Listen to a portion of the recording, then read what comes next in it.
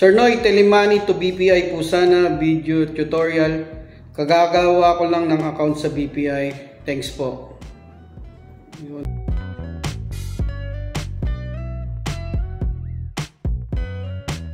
Yo, what's up kabayan? Welcome back sa aking channel OFW Nonoy.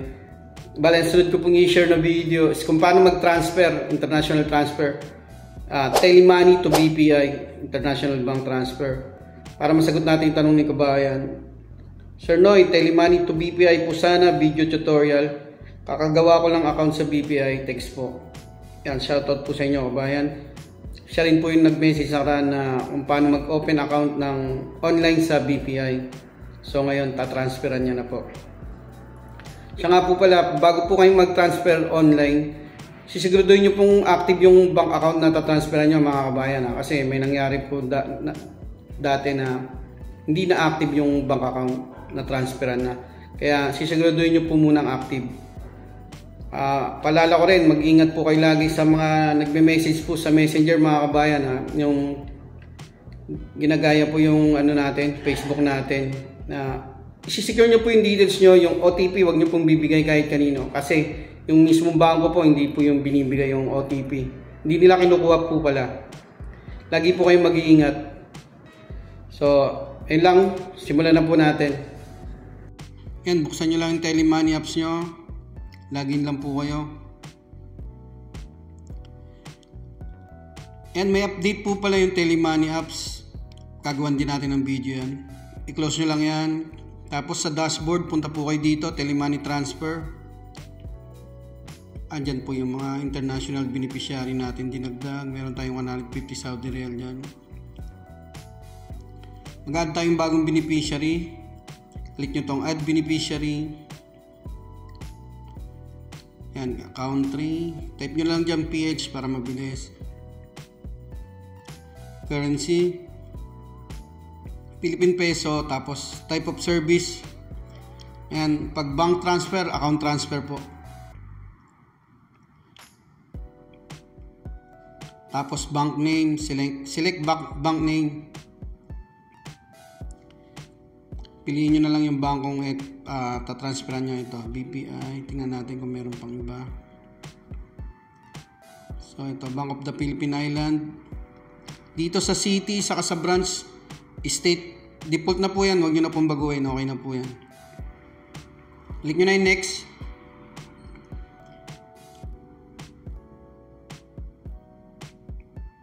So ayan, personal info naman. Pangalan at saka account number. Bigyan natin muna na ang pangalan. Account number. Siguraduhin nyo pong tama yung details na ilalagay nyo dyan mga kabayan para hindi po magka-problema. Relationship. Tapos dito select country. Syempre Philippines po ulit. At short name, parang nickname po yan. Importante po yan para madali nyong mahanap yung beneficiary nyo.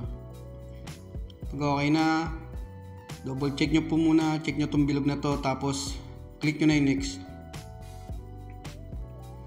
Ayan, summary, reviewin nyo ulit, double check nyo po ulit. Itong mobile number, okay na po yan kahit hindi na.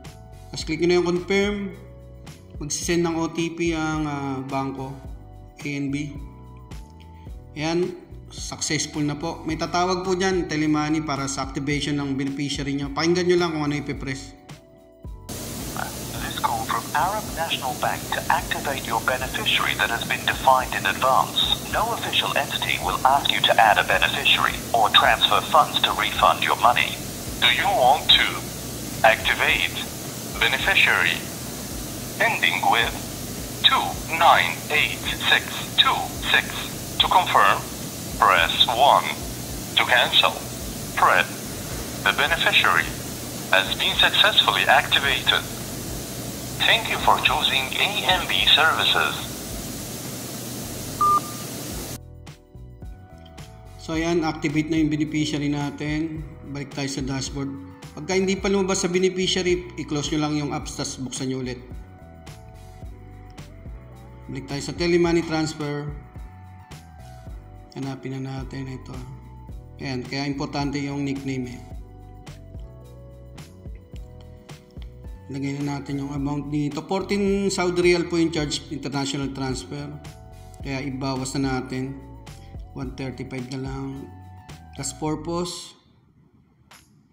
Click na yung submit. Ayan yung transfer summary. 0 piece. Oh, may promo po pala ngayon ng Telemoney. Buti na lang. Nakatipid po tayo.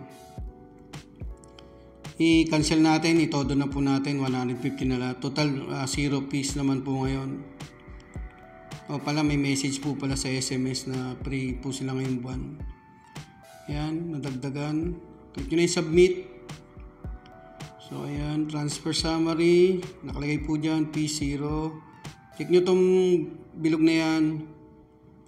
Tapos confirm. Magsisend ng OTP ang A and B. Enter nyo lang dyan. Tapos confirm. So ayan, your transfer has been completed successfully na po siya. Screenshot natin para meron po tayong reference kung sakali. Ayan, makaka-receive din po tayo ng SMS. Balik na tayo ulit sa ayan. Dito naman yung history para makita yung status. Ayan, transfer history. Pinakauna, makikita nyo po dyan. Andyan, nakalagay po dyan yung status, approved na. Bali, dumating po yung padala ko kinabukasan na. So, ganun lang po mga kabayan kung paano mag-transfer international bank online transfer, Telemoney to BPI. Maraming po salamat. Ayun kabayan, sana sagot ko yung katanungan mo at sa iba pa po nating mga kababayan na may katanungan.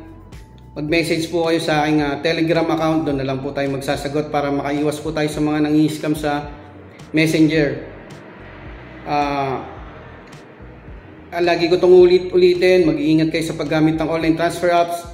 Isi-secure nyo yung details nyo, yung OTP, wag nyo pong bibigay kahit kanino. Abangan nyo po yung mga susunod na video sa Telemoney. Nasa taas po yung playlist ng Telemoney, lalagay natin dyan. At nasa description po yung link ng iba pang video tungkol po sa Telemoney. Maraming po salamat.